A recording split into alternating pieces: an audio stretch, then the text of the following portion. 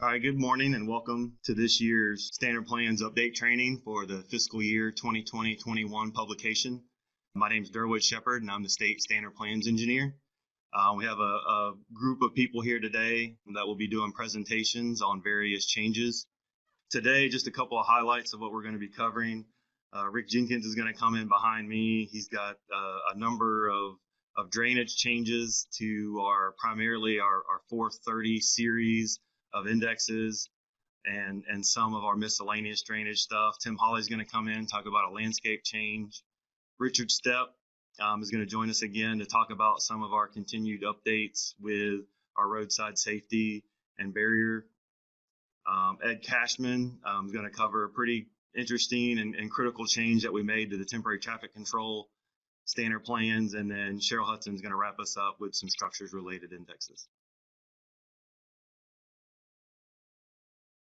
So just to cover a couple of high-level topics, I did want to alert people to the fact that traditionally you would see a lot of different contact information on individual standards on the index pages, and going forward, just to kind of streamline things a little bit and make sure that myself and Rick, who's the Standard Plans Publication Engineer, is involved in any of the Q&A that's going on with the document moving forward.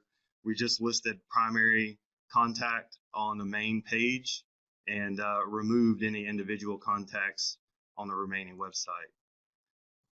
One other thing I wanted to mention, just like I do every year, is some of the supplemental information that you find on the Standard Plans website.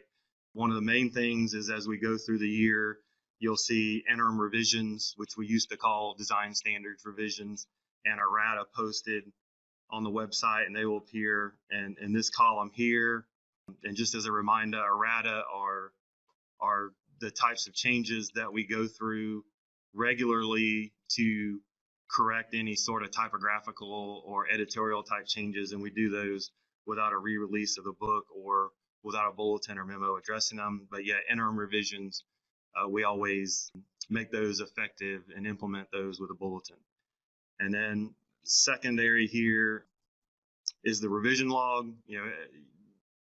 There's always a lot of questions that come about every time we publish a new version of the index, and a lot of your answers can generally be answered by reviewing the revision log in terms of where something may have went and why it may have changed. So I always want to draw attention to the fact that we publish the revision log every year.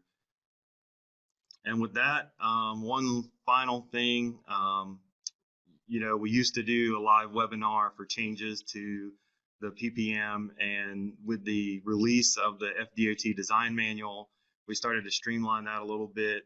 And coming soon, and there will be an announcement sent out, you'll start seeing webinars appear on the FDM website with links to webinars for those chapters that had changes this last publication cycle for the 2020 FDM.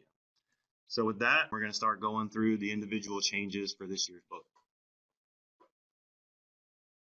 Thanks and have a great day.